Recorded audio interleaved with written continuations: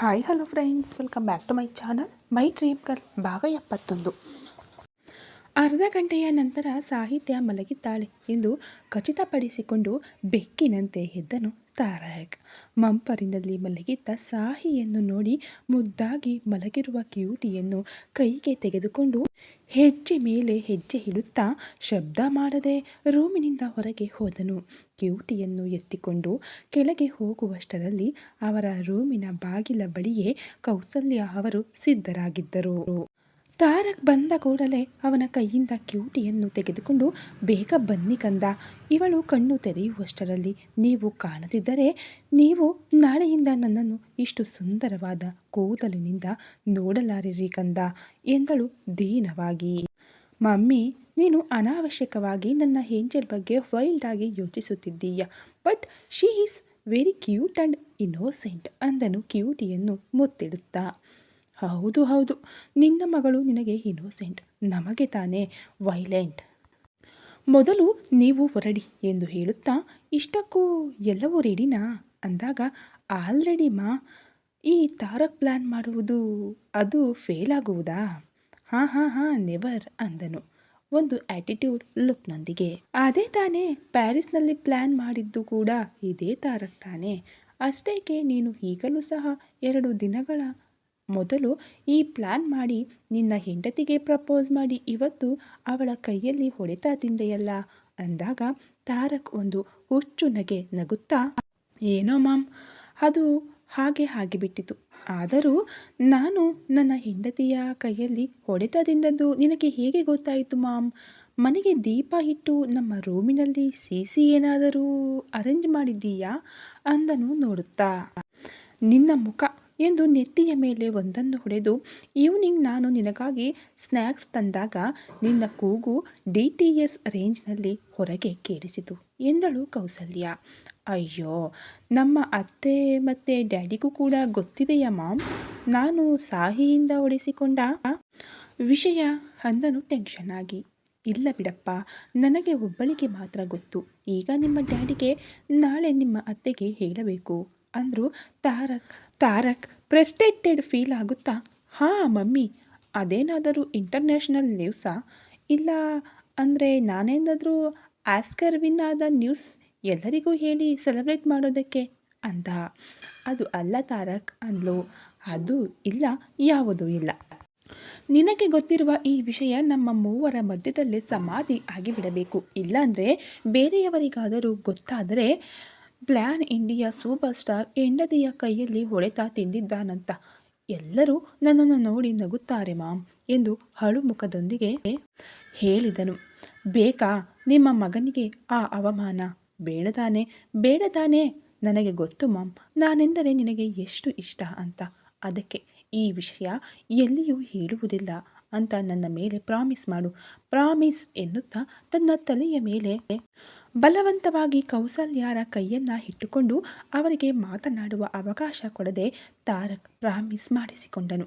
ಕಂದ, ನೀನಿದ್ದೀಯಲ್ಲ ಎನ್ನುತ್ತಾ ತಾರಕ್ನ ಕಿವಿಯನ್ನು ತಿರುವಿ, ಯಾರಿಗೂ ಹೇಳೋದಿಲ್ಲ, ಇನ್ನು ಹೋಗು ಎಂದಳು ಕೌಸಲ್ಯ ಅವರು. ಥ್ಯಾಂಕ್ ಯು ಮಾಮ್ ಎನ್ನುತ್ತಾ ಅವರ ಕೆನ್ನೆಯ ಮೇಲೆ ಗಟ್ಟಿಯಾಗಿ ಮುತ್ತಿಟ್ಟು ಅವರ ರೂಮಿಗೆ ಹೊರಟು ಹೋದನು ತಾರಕ್. ರೂಮಿಗೆ ಹೋದ ತಾರಕ್ ಒಬ್ಬರಿಗೆ ಫೋನ್ ಮಾಡಿ ಅವರಿಗೆ ಮ್ಯಾಟರ್ ಹೇಳಿ 15 ಮಿನಿಟ್ಸ್ ಟೈಮ್ ಹೇಳಿದ್ದರಿಂದ ಅಲ್ಲಿಯವರೆಗೆ ತಾನು ಮಾಡಬೇಕಾದ ಅರೇಂಜ್ಮೆಂಟ್ಸ್ ಮಾಡಿಕೊಂಡು ಮೊದಲು ಕಾಲ್ ಮಾಡಿದವರಿಂದ ಮೆಸೇಜ್ ಬಂದ ನಂತರ ನಿದ್ರೆಯಲ್ಲಿದ್ದ ಸಾಹಿಗೆ ಲೈಟ್ ಕ್ಲೋರೋಫಾರ್ಮ್ ಸ್ಮೆಲ್ ಮಾಡಿಸಿ ವೆಲ್ವೆಟ್ ಕ್ಲಾತ್ನಿಂದ ಕಣ್ಣುಗಳಿಗೆ ಬಟ್ಟೆ ಕಟ್ಟಿ ಅವಳನ್ನು ಲಿಫ್ಟ್ ಮಾಡಿ ರೂಮ್ನಿಂದ ಹೊರಗೆ ಬಂದನು. ತಾರಕ್ ನೇರವಾಗಿ ಟೆರೆಸ್ ಮೇಲೆ ಹೋಗಿದ್ದ ತಾರಕ್ಗೆ ಆಗಲೇ ಅಲ್ಲಿ ತನ್ನ ಚಾಪರ್ ಕಾಯುತ್ತಾ ಇತ್ತು. ಸಾಹಿಯೊಂದಿಗೆ ಅದರಲ್ಲಿ ಕುಳಿತುಕೊಂಡು ಪೈಲಟ್ಗೆ ಇನ್ಸ್ಟ್ರಕ್ಷನ್ ಕೊಟ್ಟನು ಮೂವ್ ಆಗುವಂತೆ.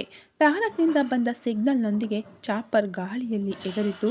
ನೆಕ್ಸ್ಟ್ ಮಿನಿಟ್ನಲ್ಲಿ ಆಫ್ಟರ್ 1 ಅವರ್ ಅವರು ತಲುಪಬೇಕಾದ ಸ್ಥಳಕ್ಕೆ ಬಂದ ಕೂಡಲೇ ತಾರಕ್ ಮೊದಲೇ ಹೇಳಿದ ಸ್ಥಳದಲ್ಲಿ ಚಾಪರ್ ಲ್ಯಾಂಡ್ ಮಾಡಿ ತಾರಕ್ ಅವರನ್ನು ಡ್ರಾಪ್ ಮಾಡಿ ಹೋಯಿತು. ಅವನು ತಲುಪಬೇಕಾದ ಸ್ಥಳಕ್ಕೆ ಸುಮಾರು ಅರ್ಧ ಕಿಲೋಮೀಟರ್ ದೂರದಲ್ಲೇ ಚಾಪರ್ ಲ್ಯಾಂಡ್ ಮಾಡಿಸಿದ್ದರಿಂದ ಅಲ್ಲಿಂದ ಸಾಹಿಯನ್ನು ಎತ್ತಿಕೊಂಡೇ ನಡೆಯುತ್ತಿದ್ದನು ತಾರಕ್. ಸಡನ್ನಾಗಿ ತನ್ನ ಕಿವಿಗೆ ಕೇಳಿಸುತ್ತಿರುವ ಸಮುದ್ರದ ಶಬ್ದಕ್ಕೆ ಅವಳ ದೇಹವನ್ನು ಸೇರಿ ಗಿಲಿಗಿಲಿ ಉಂಟು ಮಾಡುತ್ತಿರುವ ಪ್ರಕೃತಿಯ ತಂಗಾಳಿಗೆ ಅತಿ ಹತ್ತಿರದಲ್ಲಿ ಕೇಳಿಸುತ್ತಿರುವ ಅವನ ಲಯಬದ್ಧ ಹೃದಯದ ಬಡಿತಕ್ಕೆ ಆಗಷ್ಟೇ ಸ್ವಲ್ಪ ಸ್ವಲ್ಪ ಪ್ರಜ್ಞೆಗೆ ಬರುತ್ತಿದ್ದ ಸಾಹಿತ್ಯ ನಿಧಾನವಾಗಿ ಕಣ್ಣು ತೆರೆದಳು. ಆದರೆ ತನ್ನ ಕಣ್ಣುಗಳಿಗೆ ಕತ್ತಲೆ ಹೊರತು ಬೇರೇನೂ ಕಾಣದಿದ್ದಾಗ ತಾನು ಬೆಡ್ ಮೇಲೆ ಮಲಗಿಲ್ಲ ಎಂದು, ತಾನು ಯಾರೋ ಮಡಿಲಿನಲ್ಲಿ ಇದ್ದೇನೆಂದು, ಅದರಲ್ಲಿಯೂ ತನ್ನ ಕಣ್ಣುಗಳಿಗೆ ಬಟ್ಟೆ ಕಟ್ಟಿರುವುದರಿಂದಲೇ ಕಣ್ಣು ತೆರೆಯಲು ಆಗುತ್ತಿಲ್ಲ ಎಂದು, ಅದಕ್ಕಾಗಿಯೇ ತನ್ನ ಕಣ್ಣ ಮುಂದೆ ಎಲ್ಲವೂ ಕತ್ತಲೆಯಿಂದ ಕೂಡಿದೆ ಎಂದು ತಿಳಿದು ಸ್ವಲ್ಪ ಟೆನ್ಷನ್ ಆದರೂ ಆ ತಕ್ಷಣವೇ ತನ್ನನ್ನು ಸೇರುತ್ತಿರುವ ಸ್ಪರ್ಶ ತಾರಕ್ನದು ಎಂದು ತಿಳಿಯಲು ಹೆಚ್ಚು ಸಮಯ ಬೇಕಾಗಲಿಲ್ಲ ಸಾಹಿತ್ಯಗೆ. ಪ್ರಜ್ಞೆಗೆ ಬಂದ ಸಾಹಿತ್ಯ ತಾರಕನ ಕುತ್ತಿಗೆಯ ಸುತ್ತ ಕೈ ಹಾಕಿ, ತಾರಕ್, ನನ್ನನ್ನು ಎಲ್ಲಿಗೆ ಕರೆದುಕೊಂಡು ಹೋಗ್ತಾ ಇದ್ದೀಯಾ ಅಂದಳು. ಕಂಡು ಹಿಡಿದು ಬಿಟ್ಟೆಯ ಡಾರ್ಲಿಂಗ್, ರಿಯಲಿ ನೀನು ಟೂ ಇಂಟೆಲಿಜೆಂಟ್ ಎನ್ನುತ್ತಾ ಅವಳ ತುಟಿಗಳ ಮೇಲೆ ಗಟ್ಟಿಯಾಗಿ ಮುತ್ತು ಕೊಟ್ಟು, ಇದೇ ಇಂಟೆಲಿಜೆನ್ಸ್ನೊಂದಿಗೆ ನಾವೆಲ್ಲಿದ್ದೇವೆ ಎನ್ನುವುದನ್ನು ಕಂಡುಹಿಡಿ ಡಾರ್ಲಿಂಗ್ ಅಂದನು ತಾರಕ್.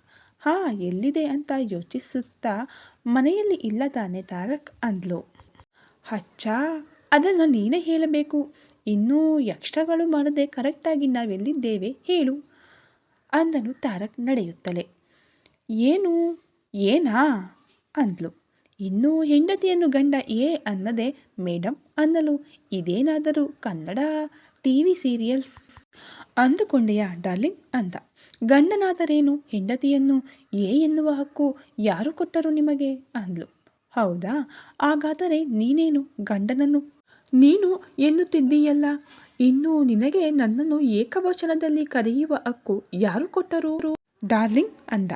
ಅದು ನಿನ್ನ ಹೆಂಡತಿಯಾಗಿ ನನ್ನ ಹಕ್ಕು ತಾರಕ್ ಅಂದಳು ಸಾಹಿತ್ಯ. ಹಾಗಾದರೆ ಇದು ಕೂಡ ನನ್ನ ಹಕ್ಕೇ ಡಾರ್ಲಿಂಗ್. ನಿನ್ನನ್ನು ಹಾಗೆ ಕರೆಯುವುದಲ್ಲದೆ ಇನ್ನೇನಾದರೂ ಮಾಡುವ ಹಕ್ಕು ನನಗಿದೆ. ಮಾಡಿ ತೋರಿಸಬೇಕಾ ಅಂದನು. ಚಿಕ್ಕ ಮಗುವಿನಂತೆ ಎತ್ತಿಕೊಂಡ ತನ್ನನ್ನು ಒಮ್ಮೆಲೆ ಮೇಲೆ ಎಳೆದು ಕಿವಿಯನ್ನು ಕಚ್ಚುತ್ತಾ ಹಸ್ಕಿಯಾಗಿ ಕೇಳಿದನು ತಾರಕ್. ಬಟ್ಟೆ ಕಟ್ಟಿದ ತನ್ನ ಕಣ್ಣುಗಳು ತಾರಕ್ನ ಕಡೆಗೆ ನೇರವಾಗಿ ನೋಡಲು ಆಗುತ್ತಿಲ್ಲ. ಬೆಚ್ಚಗಿನ ಅವನ ಉಸಿರು ಅವಳ ಕುತ್ತಿಗೆಯ ಮಡಿಕೆಗಳಲ್ಲಿ ಸೇರುತ್ತಿದ್ದರೆ ನಾಚಿಕೆಯಿಂದ ಕೆನ್ನೆಗಳಲ್ಲಿ ಕೆಂಪು ಮಂದಾರಗಳು ಹರಳಿಸಿದಳು ಸಾಹಿತ್ಯ. ಆ ಹೂಗಳಲ್ಲಿ ಮಕರಂದವನ್ನು ಸ್ವೀಕರಿಸುವ ದುಂಬಿಯಂತೆ ಸಿದ್ಧನಾದನು ತಾರಕ್. ಹಾಗೆ 5 ನಿಮಿಷ ನಡೆದುಕೊಂಡು ಹೋಗುತ್ತಿರುವಾಗಲೇ ಅವರು ಹೋಗಬೇಕಾದ ಸ್ಥಳಕ್ಕೆ ಬಂದರು ತಾರಕ್ ಅವರು. ಏನು ತಾರಕ್, ನಡಿಗೆ ನಿಲ್ಲಿಸಿಬಿಟ್ಟೆ ಎಂದು ಕೇಳಿದಳು ಸಾಹಿತ್ಯ. ನೀನು ಆನ್ಸರ್ ಹೇಳಲೇ ಇಲ್ಲ ಡಾರ್ಲಿಂಗ್. ಮೊದಲು ನಾವೆಲ್ಲಿದ್ದೇವೆ ಗೆಸ್ ಮಾಡು ಅಂದನು ತಾರಕ್ ನಿಧಾನವಾಗಿ ಸಾಹಿಯನ್ನು ಕೆಳಗೆ ಇಳಿಸುತ್ತಾ.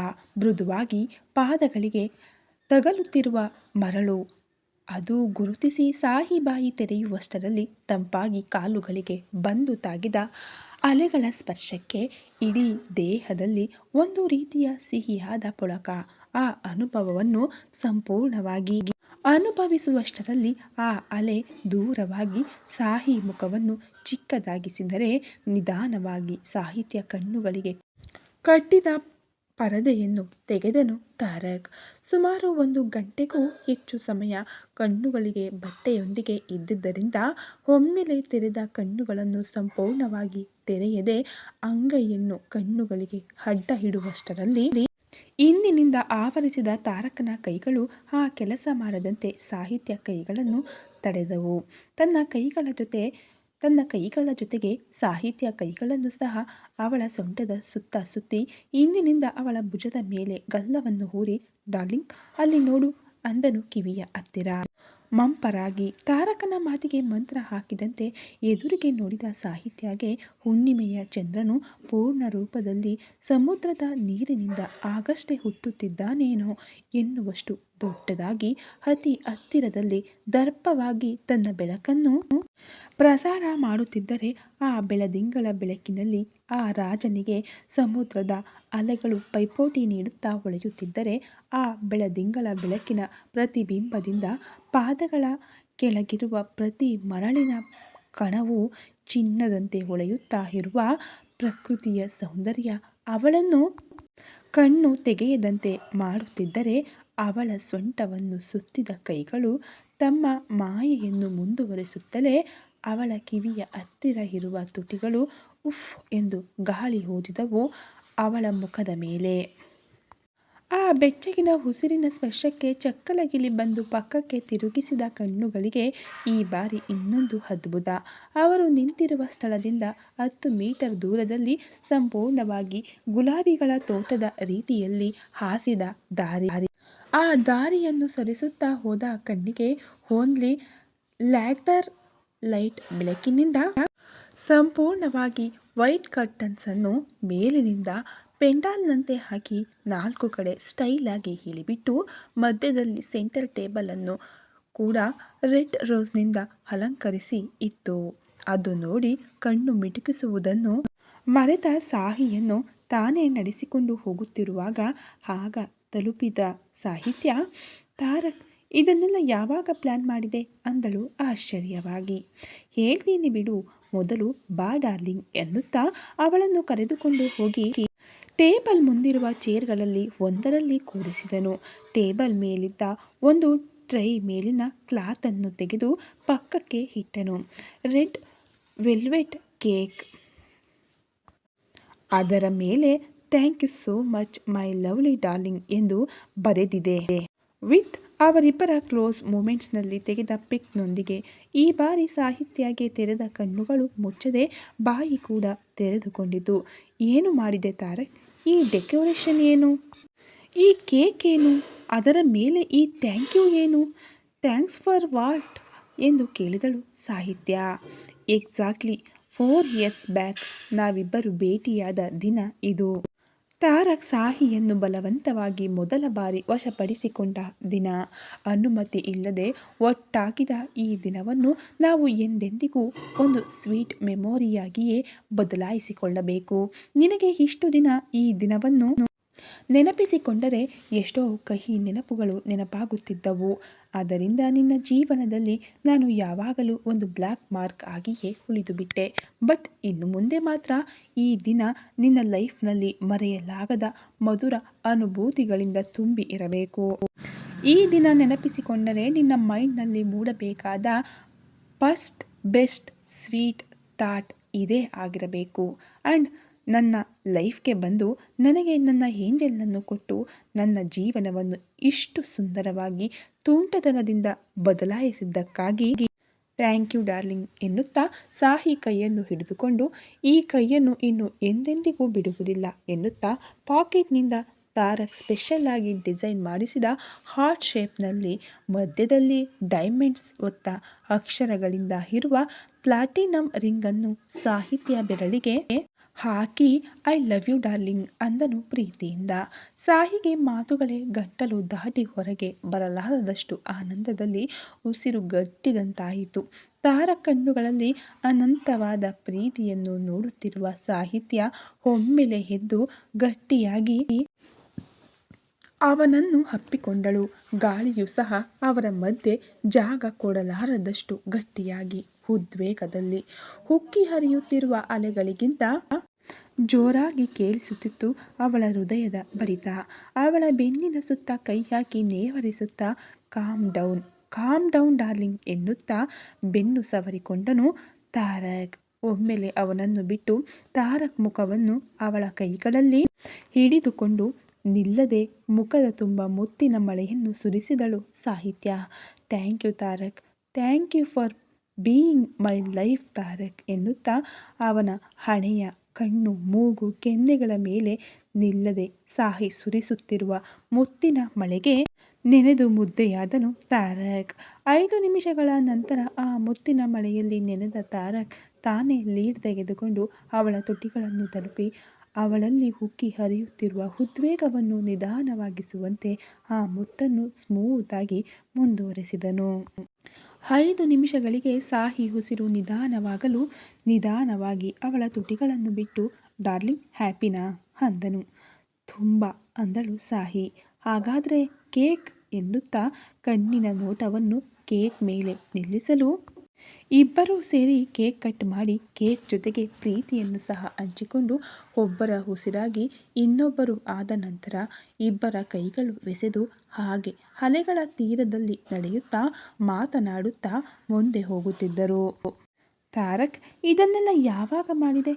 ಹಾಗಾದರೆ ನನಗೆ ನಿನ್ನೆ ಯಾಕೆ ಐ ಲವ್ ಯು ಹೇಳಿದೆ ಎಂದು ಕೇಳಿದಳು ಸಾಹಿತ್ಯ.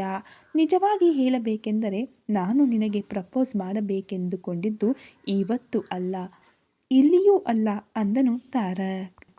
ಹೌದಾ, ಇನ್ನು ಎಲ್ಲಿ, ಏಕೆ ಅಂದ್ಲು. ನಾನು ಈ ಫೀಲ್ ಟವರ್ ಮೇಲೆ ಈ ನೈಟ್ ಪ್ಲ್ಯಾನ್ ಮಾಡಿದ್ದೆ. ಆದರೆ ನಮ್ಮ ಅದೃಷ್ಟ ಹೀಗೆ ಬದಲಾಗಿ ಪರಿಸ್ಥಿತಿಗಳು ನಮ್ಮನ್ನು ಅಲ್ಲಿಂದ ಹೊರಗೆ ಕಳುಹಿಸಿಬಿಟ್ಟವು. ಆದರೆ ಅದೇ ದಿನ ನಿರ್ಧರಿಸಿದೆ, ಅಲ್ಲಿ ಆಗದಿದ್ದರೆ ಏನಂತೆ, ಸ್ಥಳ ಯಾವುದಾದರೂ ಆಗಲಿ, ಮನಸ್ಸಿನಲ್ಲಿರುವ ಭಾವನೆಯನ್ನು ಹೊರಗೆ ಹಾಕುವುದಕ್ಕೆ ಎಂದುಕೊಂಡು ನಾವು ಇಂಡಿಯಾಕ್ಕೆ ಬರುವಾಗಲೇ ಇದನ್ನೆಲ್ಲ ಪ್ಲ್ಯಾನ್ ಮಾಡಿದೆ. ಆದರೆ ಮತ್ತೆ ಅಲ್ಲಿ ನನ್ನ ದರಿದ್ರ ಬಂದು ನೀನು ನನ್ನನ್ನು ದೂರ ಇಡ್ತಾ ಇದ್ದೀಯಾ ಎನ್ನುವ ನೋವಿನಲ್ಲಿ ಮೊನ್ನೆ ನೈಟ್ ನನ್ನ ಪ್ರೀತಿಯನ್ನು ಹೊರಗೆ ಹಾಕಿದೆ. ಆದರೆ ಮತ್ತೆ ನೀನು ಅಳುವುದರಿಂದ ನಿನಗೆ ನಾನು ಇಷ್ಟವಿಲ್ಲವೇನೋ ಎಂದುಕೊಂಡು ನಿನ್ನೆ ಈವ್ನಿಂಗ್ ನಿನ್ನಿಂದ ಹುಚ್ಚು ಹೊಡೆತಗಳನ್ನು ತಿಂದೆ. ನಂತರ ನಿನ್ನ ಲವ್ವನ್ನು ನೀನು ಹೇಳಿದ ಮೇಲೆ ಆ ಹೊಡೆತಗಳು ಸಹ ನೆನಪಾಗದಷ್ಟು ಹ್ಯಾಪಿಯಾಗಿ ಫೀಲ್ ಆದೆ. ಇನ್ನೂ ಈ ಬಾರಿ ನನ್ನ ಪ್ಲ್ಯಾನ್ ಖಂಡಿತ ಮಿಸ್ ಆಗಬಾರದು ಎಂದು ಮೊದಲೇ ಈ ಪ್ಲ್ಯಾನ್ ಮಾಡಿಕೊಂಡಿದ್ದರಿಂದ ಇಲ್ಲಿ ಹೀಗೆ ನನ್ನ ಪ್ರೀತಿಯನ್ನು ನಿನಗೆ ಹೇಳಿದೆ. ಆದರೆ ಎಷ್ಟು ಬಾರಿ ಮಿಸ್ ಆದರೂ ಸರಿ, ಈ ಡೇ ಮಿಸ್ ಆಗಲಿಲ್ಲ. ಅದು ಹ್ಯಾಪಿ ನನಗೆ. ಇನ್ನು ಮುಂದೆ ನಮಗೆ ಈ ಡೇಟ್ ನೆನಪಾದರೆ ಲೈಫ್ ಲಾಂಗ್ ನಿನ್ನ ಕೆನ್ನೆಗಳಲ್ಲಿ ಹೀಗೆ ಈ ಆ್ಯಪಲ್ಸ್ ಬರಬೇಕು, ಇದು ಫಿಕ್ಸ್ ಅಂದನು ಸಾಹಿ ಕೆನ್ನೆಗಳನ್ನು ಮುತ್ತಿಡುತ್ತಾ. ತಾರಕ್ ಮಾತಿಗೆ ಸಾಹಿ ಕೆನ್ನೆಗಳಲ್ಲಿ ಈಗಲೇ ಆ್ಯಪಲ್ಸ್ ತಂದು ಬಿಟ್ಟರೆ ಡಾರ್ಲಿಂಗ್ ಆರ್ ಯು ಇಂಪ್ರೆಸ್ಡ್ ಎಂದು ಕೇಳಿದ ತಾರಕ್. ಈ ಕತೆ ಇನ್ನು ಮುಂದುವರಿಯುವುದು ಫ್ರೆಂಡ್ಸ್. ದಯವಿಟ್ಟು ಸ್ಟೋರಿ ಇಷ್ಟ ಆಗ್ತಾ ಇದ್ದರೆ ಲೈಕ್ ಮಾಡಿ, ಶೇರ್ ಮಾಡಿ, ಕಮೆಂಟ್ ಮಾಡಿ, ಹಾಗೆ ಸಬ್ಸ್ಕ್ರೈಬ್ ಮಾಡಿಕೊಂಡು ವಿಡಿಯೋ ನೋಡ್ತಾ ಇರೋರು ಪ್ಲೀಸ್ ಇನ್ನೂ ಯಾರೆಲ್ಲ ಮೆಂಬರ್ಶಿಪ್ ತಗೊಂಡಿಲ್ವೋ ಈಗಲೇ ಹೋಗಿ ಮೆಂಬರ್ಶಿಪ್ ತಗೊಂಡು ನಮಗೆ ಸಪೋರ್ಟ್ ಮಾಡಿ. Thank you so much.